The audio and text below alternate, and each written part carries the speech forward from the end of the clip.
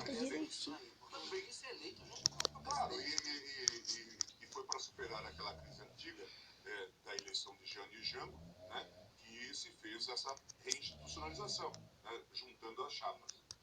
Ministro, uma coisa importante que eu queria abordar com o senhor também são críticas que o senhor tem feito ao Ministério Público Federal.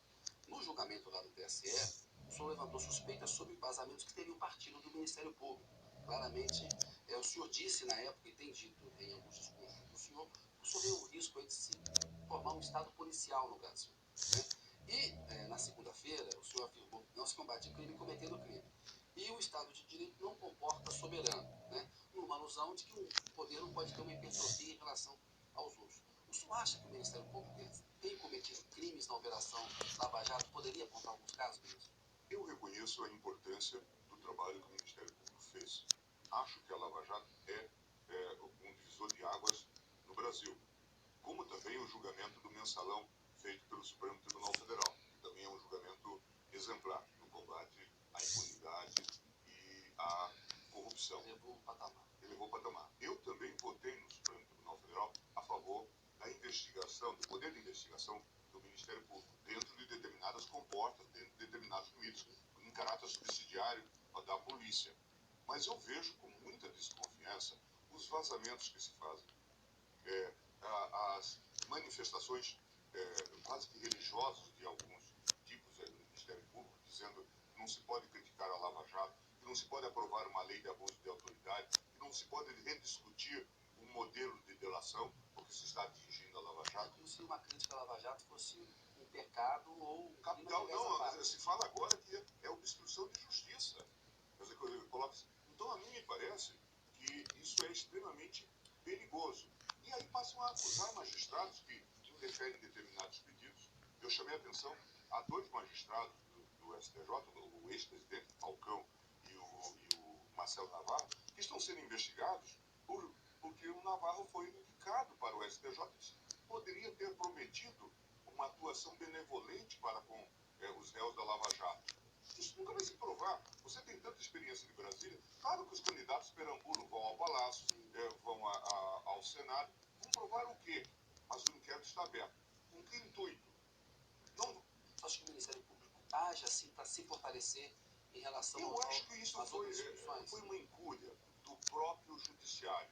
Os juízes não estão atentos a isso e passaram a ecoar, passaram a ser caixa de ressonância do Ministério Público. Eu já disse isso publicamente. O ministro Teori reclamava muito. Disse que muitas vezes devolveu peças irresponsáveis. Tinha que desligar a televisão, mas esqueci de pegar ali. Entrou. Ele cuidava muito disso. Eu chamei a atenção do ministro Fachin para esse fato. O ministro Teori conversava muito conosco. Porque muitas das investigações mal feitas acaba essa bomba estoura no colo do juiz. Ele chegou a devolver uma denúncia que foi feita contra o Renan Calheiros, por entender que havia pedido de diligência. No inquérito ele disse assim, é um venire contra facto próprio. Ou você pede uma coisa ou pede outra. Devolveu e ele disse, eu não vou me fazer, né, me deixar transformar em objeto da sanha persecutória do Ministério Público. Então nós devemos estar muito atentos. O relator do Supremo não é sócio do Ministério Público e nem pode ser boca de ventríloco.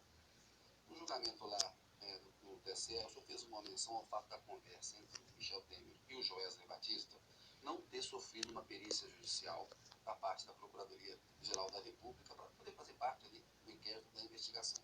O presidente Temer tem dito que ele é vítima de uma conspiração, né, de uma armadilha, que ele sofre uma investigação parcial.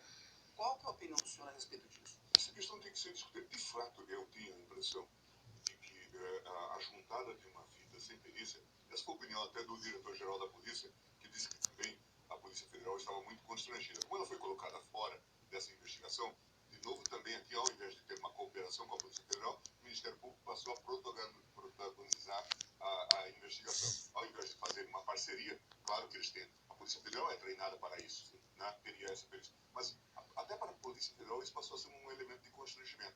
Acho que é altamente constrangedor para o Procurador-Geral e para o próprio relator, Fachin, que juntou uma perícia, veja, uma operação que envolve o presidente da República. Mas pior do que isso... Você acha que o presidente tem razão em ver conspiração? tudo sugere, eu já vi jornais dizendo que esta ação foi uma ação controlada. Portanto, não foi uma fita que depois foi levada ao Ministério Público, mas a fita foi preparada antes em combinação com o Ministério Público. Se isso ocorreu... A versão do Joesley é que ele tinha fita e a partir daí ele levou e então se desencadeou a tal ação controlada. Essa questão precisa ser esclarecida, mas a Folha de São Paulo publicou que houve um treinamento de um advogado, antes, portanto, da gravação.